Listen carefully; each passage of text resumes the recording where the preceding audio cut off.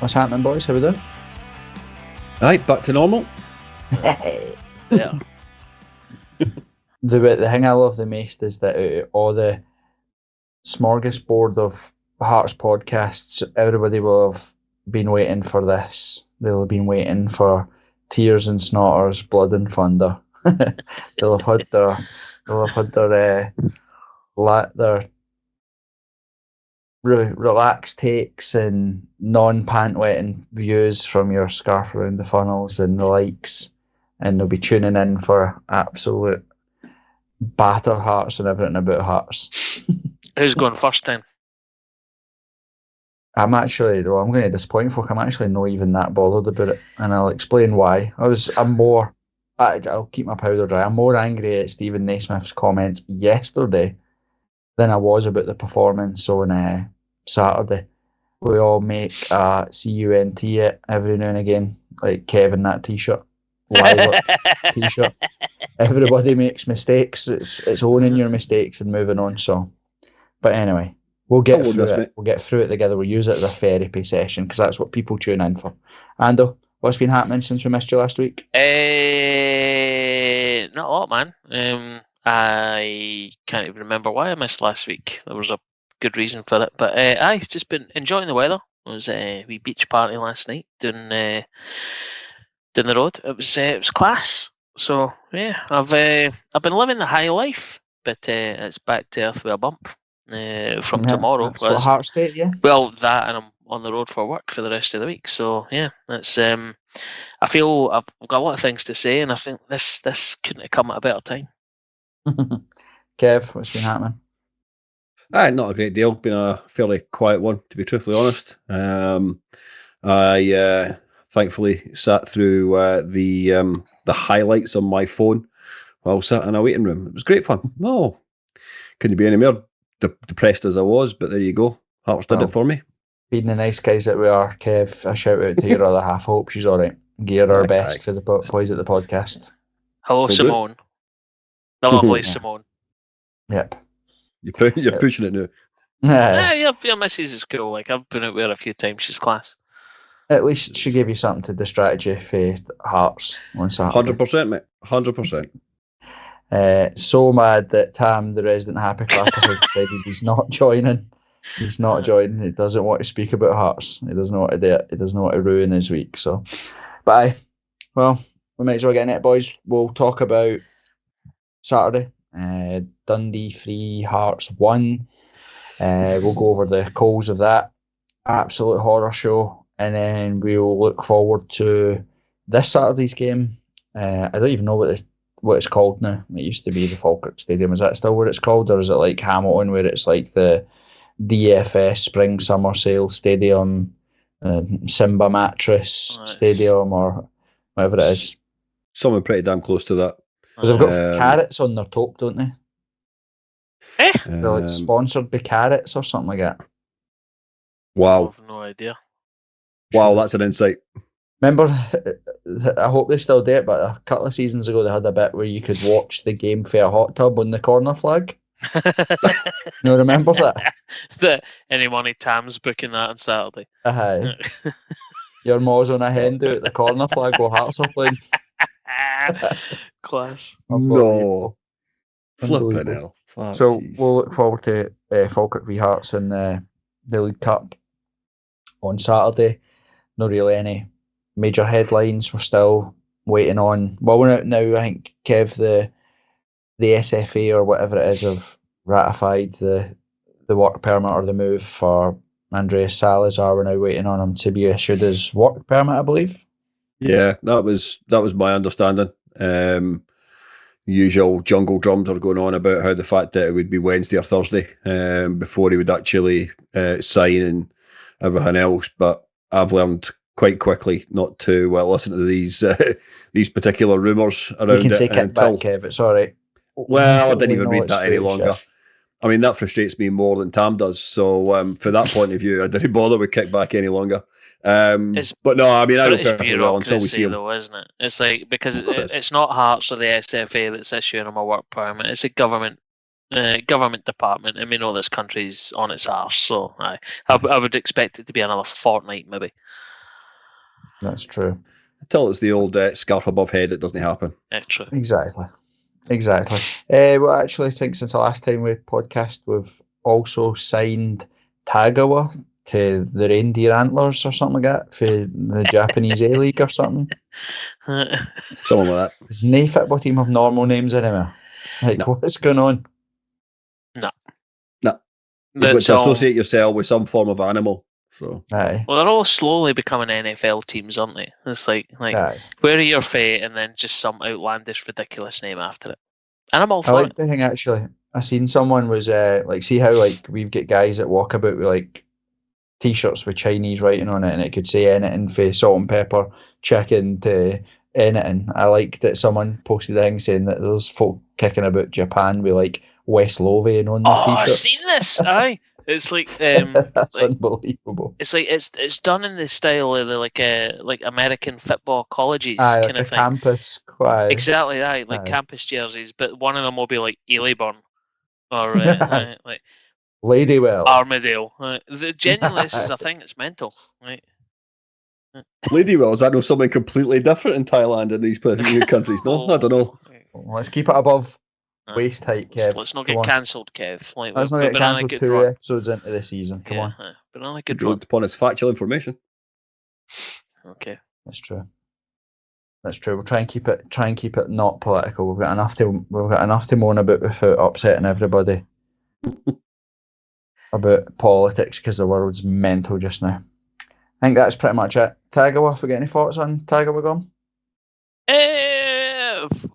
Well, he doesn't go with any bad feelings or malice. I think it just didn't work out for him, and it's a shame. As I think we all wanted him to do well, but it's unfortunate. See you later, pal. Playing second fiddle to Shanklin's always going to be a tough gig, innit? Yeah. And the opportunities that he did get. But part of the problem, Kev, with being second half FC is that when you get to 60, 70, 80 minutes, normally is when you start to blood people into the team because you've either got the game won or you're comfortable. But too many times last season we need all our best players in the park towards the end because we're still either chasing to try and get a victory or try to get a goal, etc. So I think Tagawa just suffered for that stuff. Aye, exactly that. It was, as Ando said, he was somebody that you would maybe want to, let's say this time last year when you first looked at him, you would want to bring him on in 10, 15, 20 minutes to go, let him get into the Scottish game, and then from that see a product at the end of it. You were maybe saying that you started to see a bit of a product in the last few games of last season. But I think to an extent, you're probably... The goal he scored against Rangers, which is his last touch of a ball for Heart Midlothian Football Club, is actually a nice way of going out. But I think a lot of people, thought that how he finished that particular game is how he would start this particular season, and you can clearly see that it wasn't really a case for that. It was a bit of a flash in the pan, those goals against St Mirren and Rangers. So yeah, I think what Ando said is right. He goes back to Japan with, our backing. Just didn't work out for him. I've got a question. So, and you guys are a lot more enlightened than me when it comes to this, just because I'll be honest, took obviously quite a big step back for Hearts over the summer and whatnot. So, then were we actively trying to punt him, or was it just a case that Kashima Antlers or whatever they're called came along with a bid at just the right time, and we've said, "Aye, okay, fine, fair enough, see you later." Or I don't understand the whole mechanics around it. Were we actively trying to get rid of him, or is it just a lucky happenstance that someone's come in for him? I think it's a mixture of loads. I think the rumours or the stories that you hear is that he's not settled, which is fair enough. A young guy coming over from Japan, doesn't speak English. 7,000 miles from home or whatever it is. Yeah. Naismith tried a couple of things last season to try and get them a bit more settled. Obviously, the Celtic stuff that we've seen, getting them to spend some time with their fellow countrymen and try to get some social network done so that he felt a little bit more settled. But for whatever reasons, it doesn't look like he's ever settled. Yeah. And I think it seems like it's the best move for both parties. I think pre-season was one of those ones where, as we've discussed in previous podcasts, was a mess in terms of the games anyway, and how we played and different formations and shapes. And I think Tagawa had to do something to try and stake a claim that we were worth persevering, trying to get them to settle. And as a byproduct of us playing various formations and playing terribly in pre-season, I think it just didn't do enough. And I think that the opportunity came, and I think the club just said, well, it's the best for both parties. If you want to go, we can and get some money for you. We'll send you. And like you said, I think most Hearts fans will send them off with no ill will. He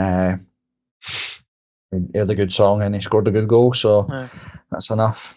That's enough to send them back up the road. Brings another point out though, which is, and this I've probably spoken about this before, but we'll labour the point again. Is it's so frustrating that whenever we do any sort of business in the transfer market, it's always for an undisclosed fee, right? Now that fair enough, you maybe didn't want to advertise all this stuff, but I would just love to know, like I've got no idea what we paid for them, right? And it will be the rumour mill or people that are well connected, i.e. Corbett, tells us how much we paid for them. And then in some weeks or months' time, we'll find out how much we got back for them. And I'm absolutely willing to accept a small loss, or even a medium loss in order just to free up that cash and get it back in the door sort of thing. But it absolutely fizzes my piss that we don't just come out and state what transfer fees are for players. For no other reason than full disclosure to the fans. Well, Aberdeen have just sold Bojan Majowski for £6.8 million, potentially rising to over £7 million. When a club says an undisclosed fee, it means it's nothing to write home about. You know what I mean? That's why, because if it was even remotely the club that we are, we shouting for the rooftops about waiting lists for season tickets, we're shouting about 5-star reviews for Sticky Toffee Pudding in the skyline. If we'd get anything to write home about for Tagawa, it would be an undisclosed fee. But look at what we're like with Cochrane, shouting for the rooftops because eventually we'll get £1.2 million for one of our best prospects.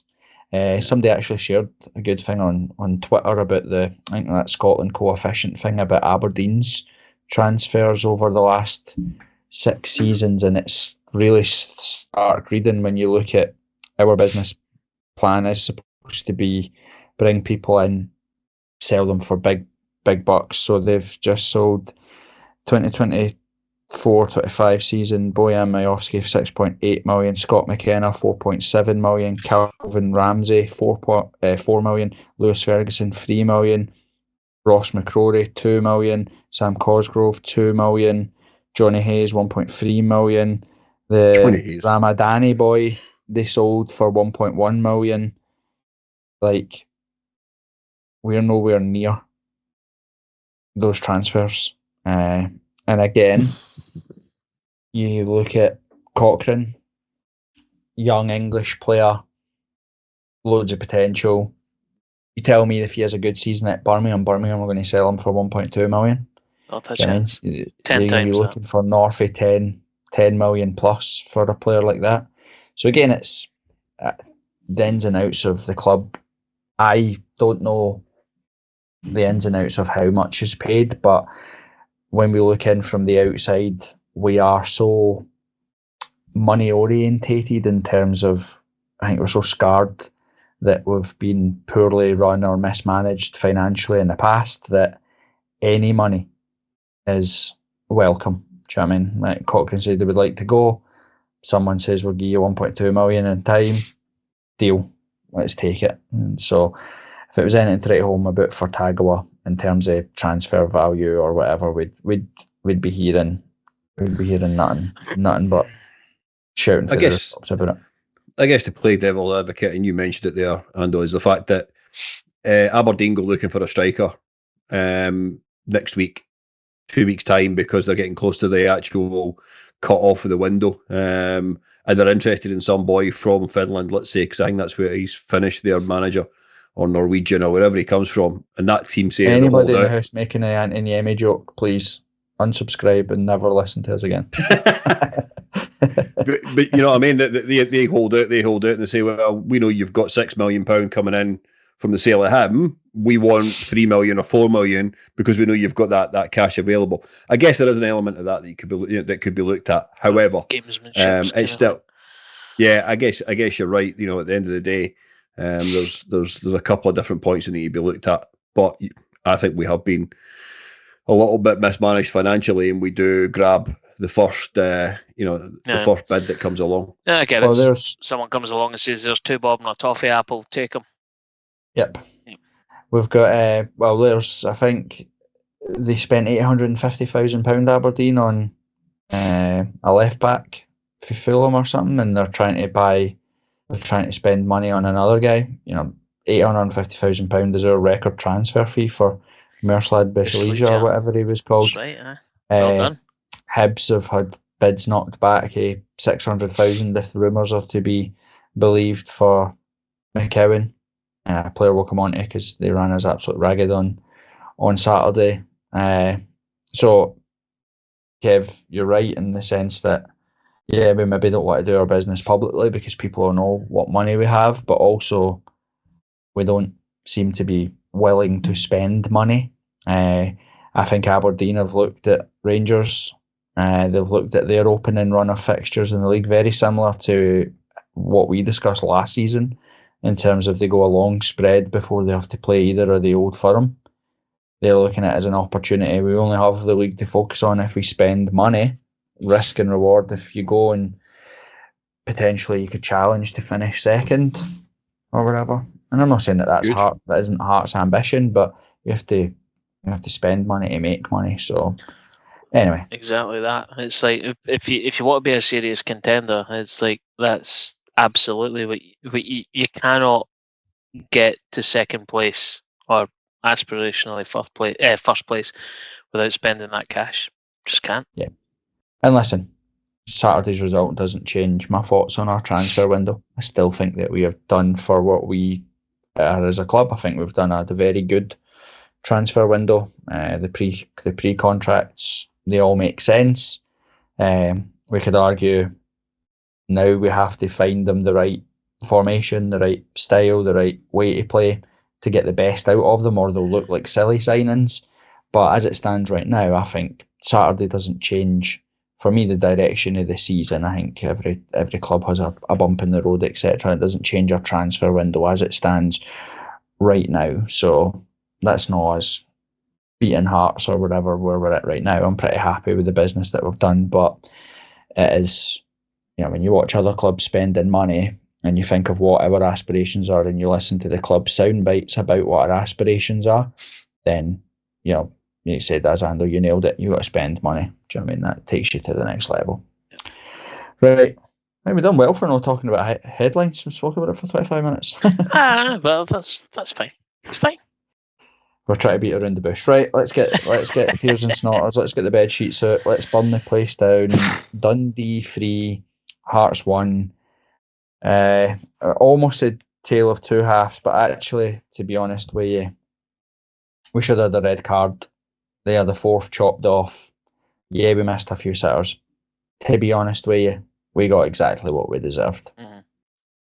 Yep. Can't disagree with that. Let's talk pre-game then. As always, Stephen Naismith has been very, very vocal in the press recently, and I'm going to come on to an ode to Stephen Naismith, or a ghost of Christmas past to Stephen Naismith, about his predecessor Robbie Neilson and why he is now in the Tampa Bay bench shots and no in a league. And it's very similar to what killed Barry Robson, and I really, really, really hope Stephen Naismith doesn't fall down the same pitfall. So that he's been speaking about. I don't think the stat was that we never played the same starting 11 at all last season in the league. When you preface something like that with that, then I know you've done your homework, and this is going to be a beauty. While you are going on about it, I will very quickly check and see. It was either that or it was only once. Aye, it was a very, very small amount of times. Now, last season, we got away with it and we praised Stephen Naismith for lots of tactical in-game changes that took us from either drawing positions or losing positions to winning positions, and we praised him massively for it. But if we rewind to last Saturday, the last podcast, we spoke about that was probably the most balanced I've seen a Hearts side for a long time in terms of how we set up. You know, you had Penrice one side, you had Taylor the other, you had them working in tandem with Mackay and Danda. We had Devlin or Grant dropping in and covering space, which left Taylor and Penrice to go forward. The midfield was balanced. You had Devlin going, Harry, and giving the ball to Grant dictating passes, and then vice versa. It looked good. We spoke about Shankland and Vargas and their relationship when we wanted to build and be methodical and play through the lines and try and get down the sides. We'd pop the ball into Shankland because he's brilliant at holding the ball up. He'd link play down the sides and we'd try and get in behind him that way. And then the times where we needed to go long, Shankland would drop, Vargas would go long and would stretch them, you know, and we caused Davies and Suter nothing but trouble and problems. Our first half we fell out of it when Devlin got his booking because again he couldn't dictate play in the middle of the park on a booking like he had been, so he had to think about what he was up to. And then after 70 minutes both teams dropped out of the game completely in terms of rhythm because we'd made 5 subs each. So all of those positives, all of those great things. Barry Mackay winning 50-50s, hitting shots, looking good. Devlin carrying the ball, winning the ball, making good passes. Grant looked classy on the ball, making nice passes. Taylor looked like an absolute superstar, playing right back, getting up and down the line. Kyrils and Kent were fairly comfortable, albeit Dessos did miss a few chances which papered over or pretty poor defending, but we got away with it. So fast Saturday, when you seen that we changed as predicted, I think, to 3 at the back, what was your thoughts? I questioned it. I questioned it straight away. We've called it out enough times on the pod that why change not what was a winning team from week one, but what was a successfully team from a playing point of view. We spoke last week about a number of people would have left Tynecastle last week against Rangers pretty hacked off that we didn't actually win the game. And understandably at times, yeah, okay, we rode our luck, with the header onto the crossbar and post, etc. But all in all, it was a more positive performance. Why change that? And I think it might come back and haunt Naismith for the point of view that some players might just get hacked off. Danda may be one of them. I thought Danda had a great game against Rangers last week, and then to be dropped, you must. And I get it. There would have been a discussion before it, etc. But to look at the team and the starting lineup at 4:15, 4:30 in the afternoon, which was also weird for me, was to see him not actually in the starting 11 was a strange one as far as I was concerned. That was my first automatic reaction. But then again, you still look at it and you think, there's enough there to actually perform at a team and play well.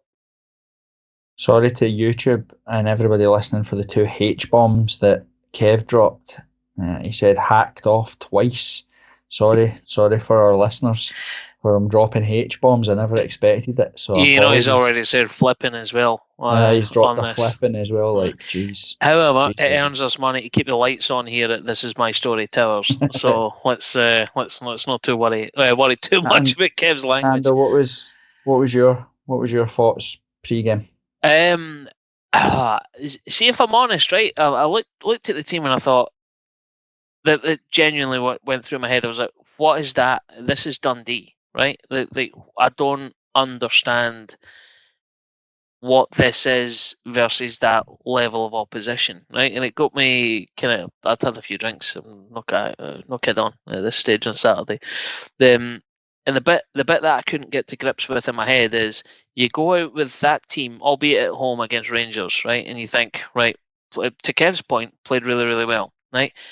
But then you're away from home, and I get we won quite like the most in a good few seasons, like points away from home. I didn't understand the setup that you would be playing Dundee away from him with that. It just seemed for me to be too cautious. Like, don't like it. Don't like it. That was my initial reaction. And this brings in, and this might be something you're going to speak about. So apologies if I'm stealing thunder here. Which is, there's a default position with every team, right? So you think you know your best 11. And I get it's difficult because he's made a few new signings, maybe doesn't understand the best 11. If that team on Saturday is the default that we're going to be playing with, fucking tear it up right now. Yeah, I think when I seen my biggest fears are what we spoke about before, and you can go back to any of the back catalogue and listen to the absolute worst side of Robbie Nielsen, was that this culture that we have now with young up and coming managers of getting their badges and going through their licenses and all that stuff, is they start to manage football teams on PowerPoint presentations rather than on the park. And Robbie was so bad for it in terms of tinkering when we didn't need to tinker. Brendan Rodgers, Celtic have won everything in Scotland. They've went seasons unbeaten, and he plays the same formation every single week, regardless of who they play. Now, he's a good manager. He'll make tactical changes in game. He'll move people positions. He'll maybe change formation. He'll make subs. He'll change and pivot based on what he sees on the park, which is what a good manager does. But he will not, or very rarely will he, week on week, change the formation and system, because what they say is they puff their chest out and say, we are Celtic, this is how we play football. You either learn to play football the way we want you to play, or you do not play. There is no apologising for the standards that they set. And Hearts need to, and Stephen Naismith needs to learn very, very, very quickly that the Sunday games are the most important games. They're more important than the Thursday games. I don't care if he wants to show BT Sports panel that he's a great manager and has great tactical formations and can put himself up against the best in the Europa League or the conference, wherever we end up. I don't care. We've done what we needed to do. He got his plaudits and his merits last season by us getting to Europe. That's our club in our stature as it is right now. Getting to Europe is the cup. It's the trophy. It's the success of your season. Performing in the Europa League or the conference means absolutely nothing to me and any Hearts fan. If we were to do a poll right now and say, right, perform well and maybe get a result on a Thursday, but do not perform or win on a Sunday in the league, the bread and butter, what would you pick? We all know the answer. Yeah. Right? Yep. In 5 years' time, with continued European football and continued budget growth, then that becomes then it changes the goalposts. That's 100%. Right. It becomes a different conversation when you start bringing in more quality, better quality, etc. We haven't brought in Danda, Spittle and Penrice to tear up the Europa League or the Conference League, right? We've brought those players in because they know how to play in the Premier League, which is our bread and butter, and we need to ensure that we finish third again this season. So the experimenting with formations, it didn't work in pre-season. We looked awful in pre-season playing free at the back. There are plenty of examples of last season where we played free at the back where we're not good enough. We don't press well enough. Our backline isn't athletic enough outside of the wing-back positions to play free at the back. It highlights all of the weaknesses of a Kent or a Rowles, for example, because they're just not good enough to play in a back three. That's why you protect them by playing the back four. That's why we sit with a sitting six in front, so that if we do go forward, they've got protection when we're without the ball. When we've got the ball, we've got all of our best players high up the pitch where we want. And that was what worried me about Saturday. Now, did I think that we would be 3-0 down at half-time after an absolute horror show? Absolutely not. But it was no surprise, and it won't be a surprise to any Hearts fan that's listening, right, that we started the game very poorly and slow. You just have to look at most of our games last season. I think we scored one of the lowest amounts of first half goals in the league. All of our goals came in the second half, essentially. We all laugh calling ourselves second half FC. And that was my biggest worry about the change in shape. I agree with Kev. Danda was one of the best players in the park, and he was dropped so that we could bring, is it Oyakoge in to the back line. And again, Taylor had an absolute shocker on Saturday, but I'm going to defend him. He played right back on Saturday versus Rangers and had cover from Grant and Devlin when he went forward, and he also had Danda or Mackay in front of him who would stay and let him go overlap. They played brilliantly. They had a good relationship. He's then asked to play a completely different position. Yeah, it's right wing back. Folk may say right wing back. What's the difference? It's a completely different position, and he couldn't do it. He was torture. But it also, not only that, it played to Devlin and Grant can't play in those positions. That's not the same formation and not the same shape that we played with Rangers. They can't play in those positions. We've seen that before. St Mirren away last year when I think we got beat 1-0, but it should have been 5 for them into VAR goals that get chopped off. We can't play that midfield when we play free at the back. They can't do it. Barry Mackay, who was brilliant versus Rangers, playing in that position wide left, whereas that's his best position. We've asked him to play in a different position, one what we know he can't do and he's not good at doing. Again, it was, the old Einstein with Barry Mackay. You keep doing the same thing on repeat and expecting a different result. It starts to not be Barry Mackay's fault. Do you know what I mean? It starts to be who's managing him. That's not his position. Well, everybody will jump on his back. Yeah, well, yeah, that's before we get on to the performance and desire and all the things. It doesn't matter whether you're asked to play out of position or not.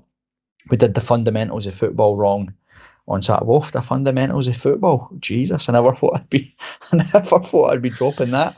I'm going to get my license and get me on the PowerPoint presentation. I was going to say, have you got a 75-page slide deck ready for Falkirk away on Saturday?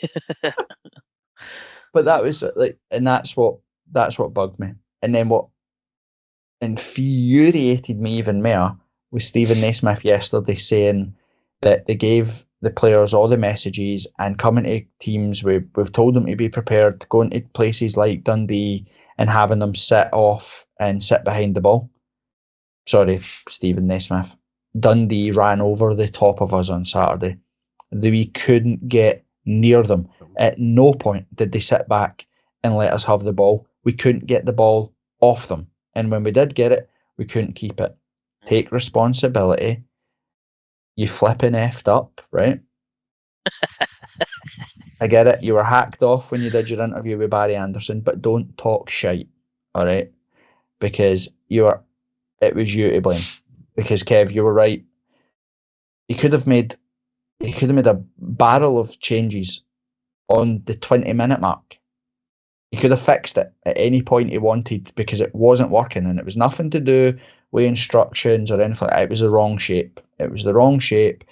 Dundee had prepared for us to play in a different formation and exploited us with all the gaps all over the park because we didn't have a clue what we were doing. And that was the tale of the first half for me. It was nothing. Yeah, Clark made a mistake. Taylor had a blow-up minute or two where he just couldn't. He tried to dig himself out a hole and dug it deeper. But Stephen Naismith at any point could have changed the shape, could have pushed Taylor a bit further forward if he wanted to even ask Barry Mackay to drop one back, or could have brought Boateng on, Danda on. He could have brought 3 people on the 25-minute mark, and nobody in the Hearts end would have batted an eyelid because we were that disorganised and all over the place. I think there's a an element of pride and I suppose humility at the same stage. In the same breath comes into this, which is I don't think he's the kind of guy that takes well to criticism. He will not be told he's wrong, and for him to be able to come out in the media and say, actually, you know what, hands up, I made a recce hunt of this. I don't think he's got it in the locker to be able to do that. He'll double down and triple down and quadruple down and whatever the next one is, before he actually stands on his mistake, and that ultimately, sorry to say it, will be his downfall. Over the course of time. Well, Kev, on you go, Kev. I was just going to say, I think a lot depends on exactly that. What does he do on Saturday? I know we'll talk about that later. Or what does he do a week on Saturday back in the league? These are the ones to me, or it will be a week on Saturday, a week on Sunday. But those are the ones that then start to actually, as Ando's just said, that's where he will, a lot more will be criticised if he still to continue, because that's, again, away from home. Because I think we said this last week, we've got something like 5 games away from home or something like that. Yeah. Good managers can say when they're wrong. And he was good at last season, Ando. That was a thing. Last season, he was good at sticking his hand up and saying, we got that wrong. He did it after the Fleetwood game. We played free at the back at Fleetwood and shipped 3 goals as well. And he said, we tried something different, blah, blah, blah. We wanted to play with the ball. Because again, it goes back to what I just said at the start.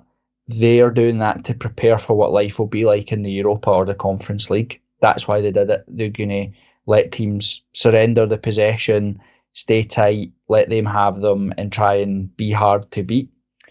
Which, again, I get it. I understand why. On paper, I bet you that looks great. Do you know what I mean? On paper, it looks brilliant. We've all played Champ Man. We all know what it's like. But sometimes the best form of defence is to just do what Dundee did and say, just go out and run about, because we got run over the top, right? And I think I said this in the community chat. There's normally 1 or 2 reasons why a team gets run over the top, right? So number 1 is that the team you're playing against is just better than you. We've seen it when we played Fiorentina at Tynecastle, when we played Istanbul. Those teams, they were just better than us. They run all over the top of us. Ange Postecoglou's Celtic have done it to us. Rangers have done it to us. When a team is good at it and they've got quality players and the quality players play at the best of their ability, you get run over the top, right? With absolutely no disrespect to Dundee, that's not what happened on Saturday. They don't have better players than us. They don't have better quality than us. They don't have any of that stuff. So the second reason, if it's not that, is, well, you either overload the information to the players as to what they're trying to do.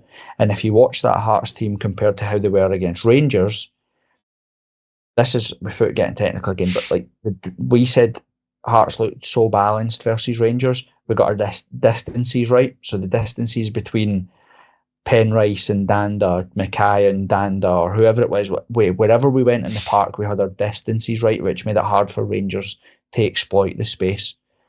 You then change that completely and say, right, we want to play free at the back.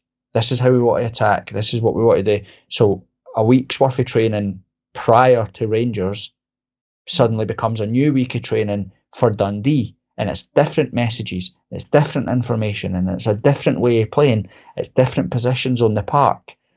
Then you mirror both the performances and say, how can Taylor look like an absolute world-class superstar on Saturday v Rangers? A week later, doesn't he look like he knows his arse for his elbow? Well, that's probably because we've told him to play a different position, we've bombarded him with different information. He's got different distances now. He's not just got one person in front of him. When you're a wing back, you have to know where the person in front of you is. Is there a person behind you, and who's to the inside of you as well? Because you play in triangles when you play with wing backs. So he's now looking over the park, and he just made mistake after mistake after mistake, because the people that were in front of him on Saturday when he was making his passes, they're not there anymore because they've moved inside. So suddenly he's got to turn back and try and make a pass, so Saturday was a mess. It was an absolute mess, and I'm hoping that Stephen Naismith learns from that. I think, Ando, you'd said it was one time last season, actually, we played back-to-back starting 11s, is that right? Yeah, and that's just towards the end of the season. It was when we had a 0-0 draw at Kilmarnock, and then we went into a 3-0 scudding at Celtic Park. And that was the only time that I can see in Naismith, definitely for sure. The only time in Naismith's tenure where or indeed Frankie McAvoy to be splitting hairs, where we've had an unchanged team. So that was just May, a couple of months ago. And it goes back to forget about results. We never care about results, but that's why pre-season matters, right? Is because look how good we played against Rangers with that formation. Imagine on day one of pre-season, everybody walks in and says, right, playing 4-2-3-1 for the remainder of the, like every single game, that's what we're playing. Here's books on what we want you to do. So Danda, this is where I think you'll play. This is the positions I want you to pick up defensively. When we're attacking, this is where I want you to be. Vargas, this is your instructions. This is it. And every single day, that's what you're doing. That's what you're doing. That's what you're doing. That's what builds. Shankland knows where Vargas is. Vargas knows where Shankland is. Danda knows who's where. Penrice knows who's in front of him. That's what drills good teams, because they have a simple message. This is what we're doing. This is what's happening. Now, it'd be completely and utterly stupid if a manager didn't say, sometimes we might have to tweak it, right? So let's play some out of possession games and we'll do 3 at the back, 5 at the back, 4 in midfield, whatever it may be. Let's play with 10 men. Do all the stuff that good coaches should be doing. That's cool. That's what good coaches do. Pep Guardiola plays the same formation.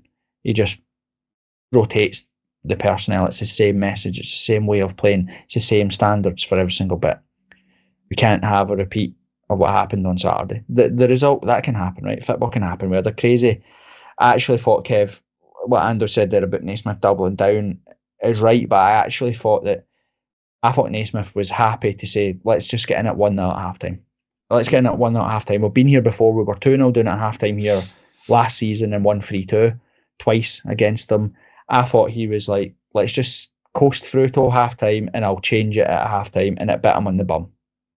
Yeah, I mean, that what was it, 4 minutes or something like that, which was effectively injury time at the end of the first half. That was where it capitulated and went south. And I do think you're right. I think after probably 25 minutes, half hour, he could have quite easily made changes at that point. But he thought, actually, what I want to do is I want to get into half time, sit them all down. This is what we're going to do, and we're going to change it. We went in at half time, 3-0 down. Game was effectively dead. You can, you're right in what you say. Last season, we were 2-0 down there, came back and won 3-2. Had he got in at 1-0 without the capitulation that we had in that 4 minutes, I genuinely think we would have came out in the second half and probably won it. I thought the boy Boateng in midfield made a massive, massive difference.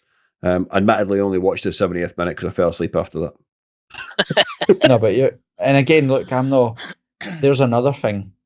Boateng was at Dundee all of last year, played against these guys, knows them inside out, knows their strengths, knows their weaknesses. I was surprised not to see him start. Do you know what I mean? Like, I genuinely thought, why not? Why not bring him on? And I agree. Like, I think Oda scores, puts it anywhere past, and other than what he did. I think Hearts battered them the second half, but Dundee did their job. Do you know what I mean? They'd done their job. They'd won the game before that, and we probably didn't deserve to get anything out of it. I think last season we managed to dig ourselves out of a few holes that papered over some of the cracks, some of the weaknesses that we've seen in Stephen Naismith's teams. So hopefully now, it's I remember what Celtic at Tynecastle last year, I think, was a turning point, or maybe the Pittodrie defeat, being 1-0 up and then capitulating in the manner in which we did, and we've seen a drastic change in how we approached things. I'm hoping Stephen Naismith has got hunters in the bank for credit, right? There's anybody that's questioning Stephen Naismith as the Hearts manager needs to give their head a wobble. Like, he's got my full back, and that Saturday was just a blip. Like I said, everybody makes mistakes. I think they'll put it right, and they've got the perfect opportunity to put it right. Lower league opposition, although flying high, Falkirk, we're away. Again, we actually sometimes suit being on a plastic pitch better than we do on the grass sometimes. Look at how well we played against Airdrie last year, actually. Touchwood, don't think, did we lose a game on plastic last season? Did Livy beat us once, maybe? Did Livy beat us at the start of last season at Livy? No, I think we're all right. Oh yeah, because we only played them 3 times because they got relegated because they're absolute dug. Because of shite. And then Aye, there you go, Tam. You can listen to that when you're editing that. we done pretty well at Kilmarnock last season as well, won every game. But Yeah. didn't get beat. So I didn't get beat out. So I think we're looking for big changes this weekend. I don't think it would be. We could go through 1 to 11 in slaughter their performances. I don't think anybody other than Danda and Boateng when they came on got pass marks. I thought everybody was absolutely terrible, miles off it. I know people were Xander Clark made a mistake or whatever, but Craig Gordon came out and karate kicked the body of the Livy player last season. Goalkeepers make mistakes, right? That's what happens.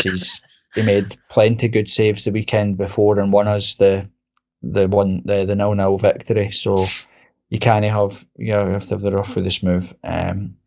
So that's what went wrong on Saturday. I would Cameron and McCowan, go pay them whatever they want. We haven't had midfielders like that for a long time. They're exactly the type of midfielders that I know I get slaughtered for it. Ginge listens to this podcast, slagged me because I said that none of our midfielders would get into a top 6 side. I stand by it. Benny wouldn't get in because he's never injury free, and the rest of them just aren't good enough. McCowan and Cameron, I thought, were absolutely brilliant on Saturday. From what I've seen of it, that McCowan looked like he covered every blade of grass. Quite easy for you to say. I thought he was outstanding. And to an extent, exactly what you said in regards to Taylor, I thought the way McGowan played against him actually made Taylor look average. But it was because he was trying to find other people in the park to lay one off, to go and go on a run. Whereas McCowan probably worked that one out within the first 10 minutes of the game. Aye. And listen, McCowan has all the attributes that we love about Cammy Devlin, but he also is very good at football. Can pick a pass, can beat a player, can score, all that sort of stuff. And again, we go back to what we just said about if we want to improve season on season and we want to get to a level where we can go into European campaigns potentially and be looking to put a marker down or challenge for second, there's no room for sentiment there. We need to get better players than players like Cammy Devlin, in my opinion. No, 100%. The question should always be, and this is the same whether it's your football team or like you're a manager of people at your work, same as we all are, which is like if you're looking at bringing someone on, do they plug a gap? Do they make your team better than what they were before you brought them in, right? And I think both of those players that you mentioned, yes, is the answer to that. So yeah, they overwhelmingly for me lift the team up that little bit, apart from maybe in the handsome stakes. Look, McCowan, he's an ugly boy. He's ugly as fuck. He's absolutely ugly. But that aside, then I think if you're looking at on football and prowess, does he bring something to the team that we probably don't have in spades? Then yes. Then I think it's almost a decision that makes itself. But again, speaking to the whole Alex Cochrane thing and transfer fees, we've got this sentimentality disease that exists within the club. And I think that it'd be really, really difficult for us to be able to go and sign those players and just say, actually, you that's there already, off you go. Not good enough. I don't think we've got it in us to do that. It's something that we should have discussed in the headlines, because I think the club announced that they were in talks to extend Xander Clark's contract, but also Cammy Devlin. Is that not right? That's right. Yeah. I think that was reported last week. So you're looking at. So Xander Clark makes sense, right? We have to protect that position 100%. Because Craig Gordon's not going to be here forever, and I don't think for the market that we shop in, I don't think we can go out and get a better keeper than Xander Clark. That's just my opinion. Agree, totally. But Cammy Devlin, you're looking at McCowan is out of contract, same situation as Shankland.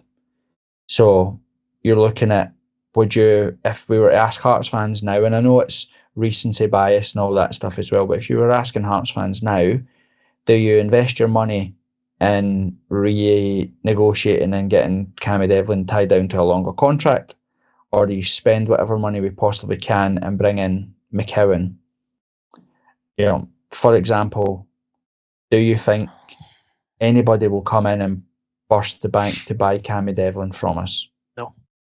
Cammy Devlin will leave the club for free if we don't give him a new contract. No one's coming in to buy Cammy Devlin. He will still leave the club for free. Yeah, do you know what I mean? And that's, for me, I love Cammy Devlin. Like, I love everything about him, other than the fact that from what I look for, historically, what I look for in a Hearts midfielder, he isn't that. He isn't that. A midfielder that can score between 10 and 15 goals a season, can set up goals, box to box, Paul Hartley-esque. I know that's pure cliche to say. No, but it's true though. Yeah. He's just not an upgrade on the positions that we have. We're holding our hope out that Hoff is. But again, we've not seen enough. We've not got a big enough sample size for Hoff. Yes, he has looked good in points, but he's also looked very poor in points. So a lot will decide or lie with how he comes back from his injury. I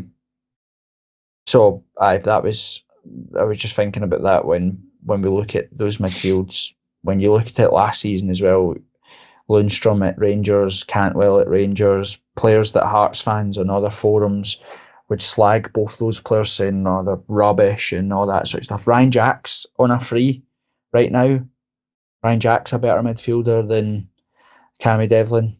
Alan Campbell, again, I believe is a free transfer that's been bounded about. And you ask yourself the question all the time, if Cammy Devlin signed for Hibs or Aberdeen, would I be annoyed?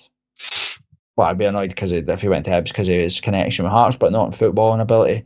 Whereas if Aberdeen or Hibs signed McEwen or Alan Campbell or Ryan Jack, would you be thinking, oh, that's a player that I wish we'd went for? 100%. Ryan Jack, I'll tell you right now, walks right into that Hearts team. He walked right onto the physio bench with Benny, but I was going to say, definitely. That's the one thing that will hold Ryan Jack back. That's the one thing that holds him back for joining a club at the moment is his injury. Granted, yes. But Alan Campbell, football and prowess, you're right. Yeah, walks right. Football ability, you're absolutely right. Yep. So, speaking of, like I said, there's no point going through 1 to 11. I thought everybody was poor. I know I've seen a lot of comments about Mackay and all that sort of stuff, but again, he kind of doesn't get a free pass, but they were played not in their best positions, and I think it's very, very harsh. We already know we've got a sample size of what Barry Mackay does playing in those positions. It's picking up a wasp and being upset that you got stung. Like, well, obviously that's what happens. Like, you know that, you should know better than that. So you got what you got from Barry Mackay because that's what he does. Do you know what I mean? So we do play Falkirk on Saturday in the League Cup. Kev, what type of changes are you looking to make for Saturday? Well, I mean, and I'm not saying this because of anything other than the balance in the team. You have to play the back four. You play the back four. I would, with the one change I would make is the same change as I said that may happen after we did the review of the Rangers game, is that Cammy Devlin drops out of that Rangers starting 11 and you bring in Boateng. I thought Boateng again on Saturday, I thought he looked great. A little bit of the Cameron influence as well as, but he could also pick a pass. Yep. So I would genuinely go with the team that we started with to play against Rangers, with the exception of Devlin drops out, Boateng comes in. That's just the way. What are you thinking? I'll be honest, I don't disagree, but the one thing I would say, and this maybe a tad controversial, I'd say George Grant maybe drops out this week because I thought on Saturday he was just too slow. He didn't look right. I know there's a couple of bits, like everything that we've all considered, that we've spoken about already. George Grant, for me, drop him. Get someone else in that position. Just too slow, just too far off it. And again, I know we've waxed lyrical about how many people had bad games, but yeah, I agree with Kev, and then drop Grant as well. Your other option is you drop Rowles and bring in Kingsley, who again is another sort of player who comes in and gives a lot of sort of cement and builds that particular team in the back. If you're playing a back three, I think he's a better option in that position. A seamless segue into where I was going, where my mind was going. But I know I agree. If we're going to play if we're going to play the same formation as we played Saturday versus Dundee, neither Grant or Devlin can play there. They're just not. They're just not good enough to play in those positions. It just doesn't suit them. You play 3-5-2 because you're 5 at the back when you're out of possession and defending, but when you attack, you literally want to have 4 up front almost, or 5 up front, depending on how much you want to stretch to play, and that's just not Grant or Devlin. Yep. So again, if you're going to stick to those positions, then that formation, then both of them come out for me. I'd play Boateng. I'd probably play Macaulay Tate or something in there. He looks much more comfortable in those positions than either of the two of them. But I'm in the same boat as Kev. I would like to just stick your colours to the mast and pick a formation that works. Rotating players doesn't bother me. That's fine. Do you know what I mean? People get injured. People need to be dropped because they're not good enough. People are burnt out, gassed out. All of that I'm fine with. Rotating players doesn't bother me, but rotating modern football, it has to be done. Exactly. Yeah. Rotating formations is suicide. It's suicide. It killed Robbie Neilson, and it will kill Stephen Naismith. It killed Barry Robson.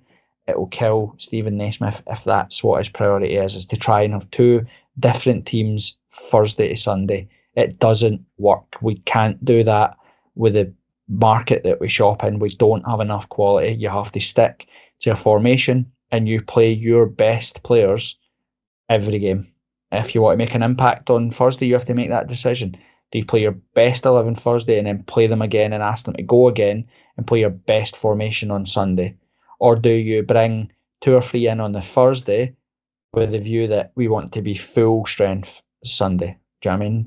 That's how you balance it up for me. So I would change the formation. We have to make a decision on, we've just spoke about Cammy Devlin.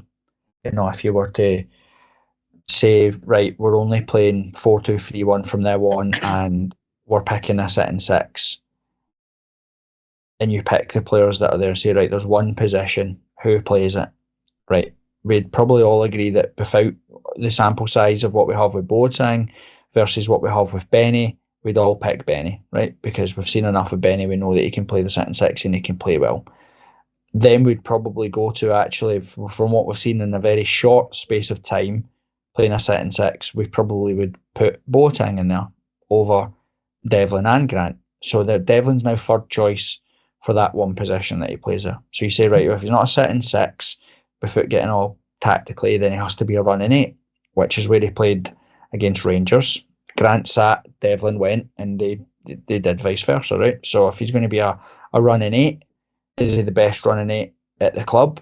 Definitely not. And just to hark back to something that Kev said against the Rangers, his decision making in that position was absolutely shocking against Rangers for, I reckon, 50% or greater for that game. Sorry, carry on. So the same, no, but you're right. So the same ruthlessness about how do we improve, how do we get to the next level.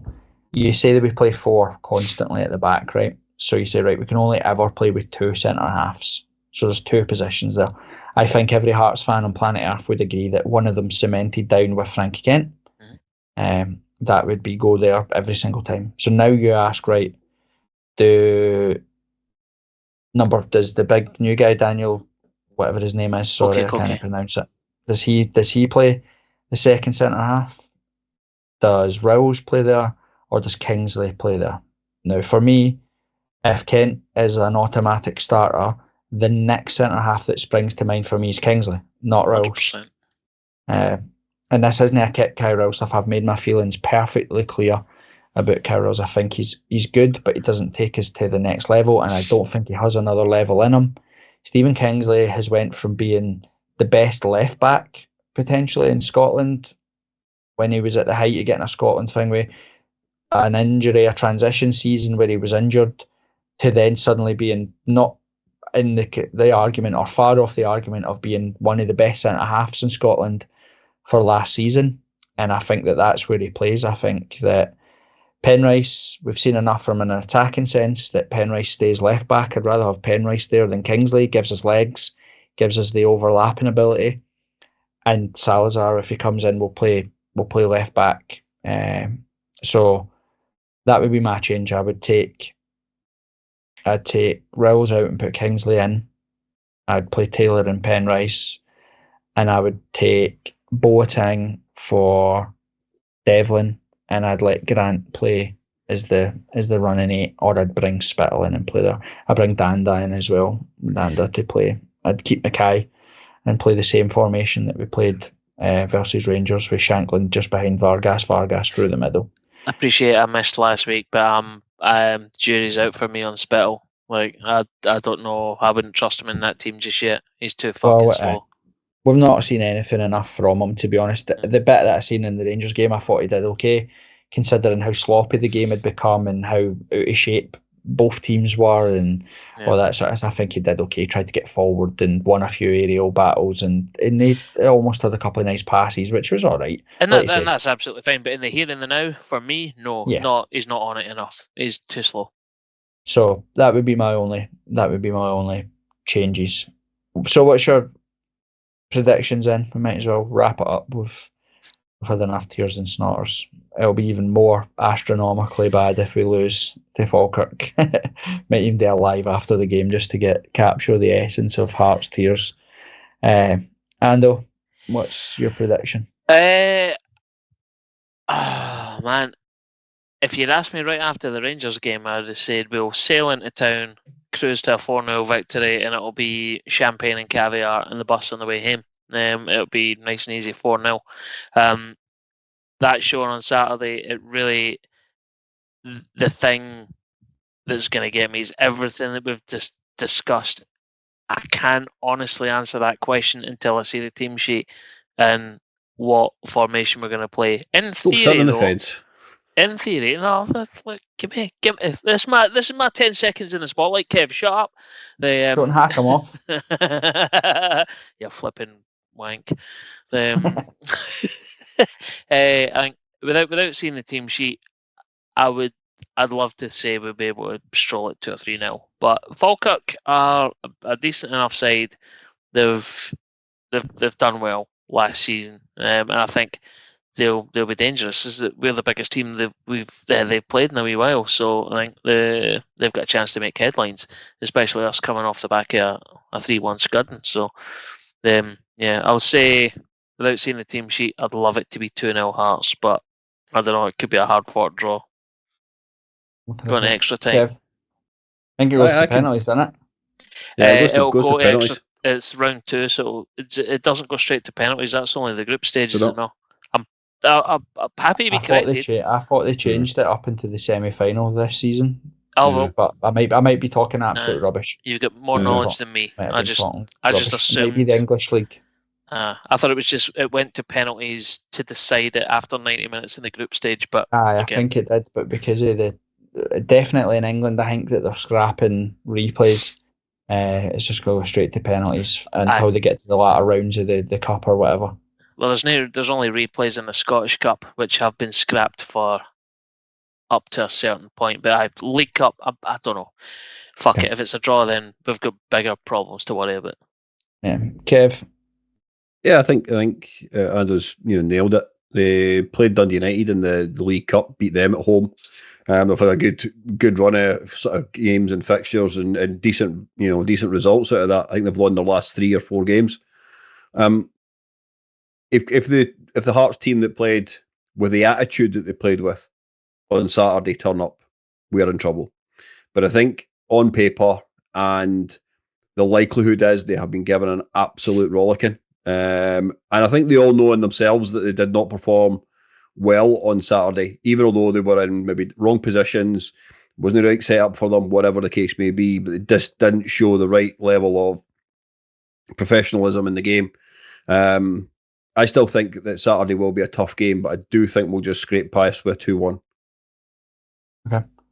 I think actually Saturday could potentially play into Hearts' hands a bit like the Airdrie game. Falkirk like to try and play football the right way, so to speak. And that really suited us when we played Airdrie, because it sounds daft, but when you play football by the PowerPoints and the team that you're or where they're meant to be or where they're meant to be, it makes your job easier because you played it. It's when teams are a bit erratic, a bit like Dundee, where they're breaking shape, they're breaking lines, and suddenly where the dots were on the whiteboard aren't there anymore, you get confused.